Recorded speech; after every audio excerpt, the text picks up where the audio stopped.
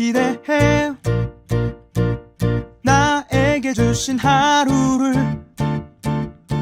때론 피곤하고 일어나기 싫고 널 깨우는 알람 소리에 짜증도 나겠지만. 안녕하세요. 오늘도 푸른 말씀 김호영 목사입니다. 주무시지 않고 나를 지키셨네. 오늘을 나에게 주셨네. 새 말씀 안에 주가 주신 사랑과 은혜와 능력. 오늘 우리가 나눌 말씀은 전도서 8장 17절 말씀입니다.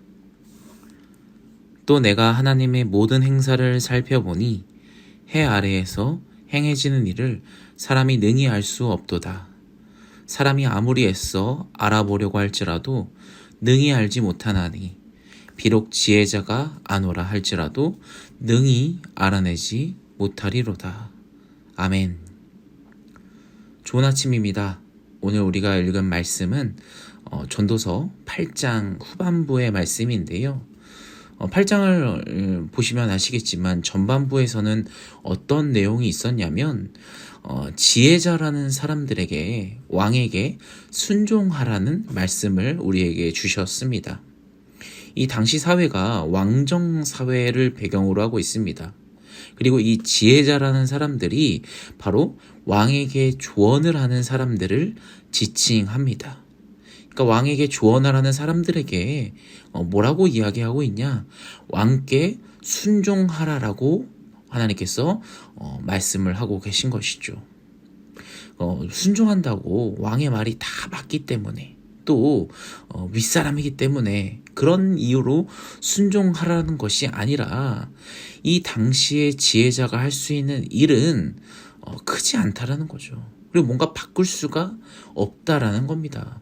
현실을 직시하라는 거죠. 왕은요, 자기가 원하는 대로 다 할 수 있는 그런 위치에 있기 때문에 왕을 바꿀 수 없다면 그저 왕에게 순종하면서 내게 주어진 그 삶 안에서 할 수 있는 것들을 찾아서 해보라는 그런 말씀을 우리에게 주셨습니다. 그런데 여러분, 이 말씀을 생각해 보면 우리는 이렇게 생각할 수도 있습니다.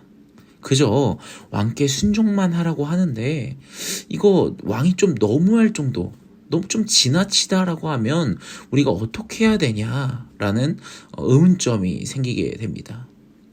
여러분, 이스라엘의 왕들을 보면요, 물론 선한 왕들도 있었지만 굉장히 악한 왕들이 많지 않았습니까? 선한 왕을 뽑자면 정말 손에 꼽을 정도로 그만큼 악한 왕들이 많았습니다. 그렇게는 악한 왕들이 자기 마음대로 잘못된 길로 막 행하고 있다면 그것들을 바라보면서 어떻게 행동해야 되냐, 바로 그것을 오늘 이 후반부에서 이야기하고 있는 것입니다. 9절 말씀 볼까요? 내가 이 모든 것들을 보고 해 아래에서 행하는 모든 일을 마음에 두고 살핀즉 사람이 사람을 주장하여 해롭게 하는 때가 있도다. 아멘. 여러분, 무슨 말입니까? 사람이 사람을 주장하여 해롭게 할 때가 있다. 그런 악한 왕들이요, 권력으로 사람들을 고통스럽게 할 때가 있다라는 거죠. 10절도 한번 읽어볼까요? 그런 후에 내가 본즉 악인들은 장사 지낸 바 되어 거룩한 곳을 떠나 그들이 그렇게 행한 성읍 안에서 잊어버린 바 되었으니 이것도 헛되도다. 아멘. 여러분, 헛되도다가 나왔죠? 왜 헛되도다 합니까? 이 악인들이요, 이 악한 일을 마음대로 막 버리고 살다가 죽고 나면요, 사람들은 금세 그 악인들을 잊어버린다라는 겁니다.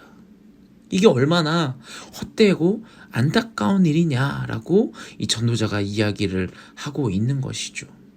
이 악한 왕이 죽고 나면 다시는 그런 일이 없어야지 하면서 뭔가 일이 벌어져야 되는데 금세 잊혀지고 또 똑같은 악한 왕이 등장한다라는 거죠. 참 헛되지 않겠습니까? 여러분, 이런 헛된 일들을 바라보며 전도자는 생각한 것입니다. 사람들이 왜 이렇게 이 세상을 살아가면서 악을 행할까? 이런 생각에 빠진 거죠. 11절 말씀입니다. 악한 일에 관한 징벌이 속히 실행되지 아니하므로 인생들이 악을 행하는 데 마음이 담대하도다. 아멘. 참 뭔가 바늘을 찌르는 말씀입니다. 무슨 말입니까? 이 악한 일들이 벌어졌을 때 하나님께서 속히 벌을 주셨으면 이런 일이 없을 거라는 결론을 이 전도자가 내리게 됩니다. 이 악한 일이 벌어질 때마다 하나님께서 그 순간순간 즉시 벌해 주시고 바로바로 즉시 뭔가 해결을 해 주신다라면 이런 일이 벌어지지 않았을 텐데, 그리고 즉시 의로운 일을 하는 사람들은 어떻게 해야 됩니까? 상을 바로바로 주신다면 이런 일들이 발생하지 않았을 텐데 라고 전도자가 생각하는 거죠. 여러분, 충분히 이런 생각 한 번쯤은 해볼 수 있지 않습니까? 우리는 이 세상을 살아가면서요, 이런 생각을 하게 됩니다. 결국 악을 행하는 사람은 망해야 된다. 그들은 잘 되면 안 된다. 성공하면 안 된다라고 생각을 합니다. 그러나 여러분, 이상하게도 이 세상은요, 이 악행을 저지르는 사람들이 정말 잘 먹고 잘 살다가 죽을 수도 있습니다. 죽고 난 후에도요, 그 사람을 악인으로 기록하는 것이 아니라 금세 그냥 잊혀지고 맙니다. 참 너무하지 않습니까? 정말 불공평한 세상입니다. 그러다 보니 사람들이 악행을 멈추지 않는 것이죠. 왜냐? 악해야 더 잘 사는데 말이죠. 스트레스도 안 받고 말이죠. 그렇다면 여러분, 우리가 이 세상을 살아가면서 그리스도인으로서 어떤 자세를 가지고 살아가야 되냐? 도대체 무엇을 의지하고 우리가 살아가야 되는지 우리가 질문이 이제 생깁니다. 본문은요, 우리에게 이렇게 얘기합니다. 12절 말씀입니다. 죄인은 100번이나 악을 행하고도 장수하거니와 또한 내가 아노니 하나님을 경외하여 그를 경외하는 자들은 잘 될 것이요. 아멘. 여러분, 이 전도자는 안다라고 고백을 합니다. 무엇을 합니까? 죄인들의 100번의 악을 행하고 그들이 살아남을 수는 있지만 내가 안다. 분명히 하나님을 두려운 마음으로 섬기는 자들이 분명히 잘 될 것이다라고 이 전도자가 선포하고 있습니다. 물론 세상에선 그렇게 보이지 않을 수 있습니다. 현실을 뭔가 그 의를 행하는 자들이 뭔가 더 손해를 보는 것처럼, 잘 안 되는 것처럼 이 세상은 우리에게 보여집니다. 그러나 이 본문에서의 전도자는 나는 그렇게 생각하지 않는다. 나는 이렇게 생각한다라고 선포하고 있는 것이죠. 분명히 하나님을 두려워하는 사람들이 잘 될 것이다 라고 말이죠. 여러분, 17절로 한번 가볼까요? 내가 하나님의 모든 행사를 살펴보니 해 아래에서 행하지는 일을 사람이 능히 알아낼 수 없도다. 사람이 아무리 애써 알아보려고 할지라도 능히 알지 못하나니 비록 지혜자가 아노라 할지라도 능히 알아내지 못하리로다. 아멘. 사랑하는 여러분, 우리는요, 하나님께서 왜 이렇게 세상을 이끌고 가시는지 그분의 마음을 다 모릅니다. 도대체 왜 하나님 이렇게 하십니까? 왜 악한 자들이 더 잘되는 세상으로 그냥 놔두십니까? 우리는 계속해서 불평불만들이 흘러나옵니다. 하나님의 마음을 자꾸 도무지 알려고 해도 알 수가 없다라는 겁니다. 여러분, 그럼에도 불구하고 이 전도자는 이렇게 결정합니다. 전도자의 결정입니다.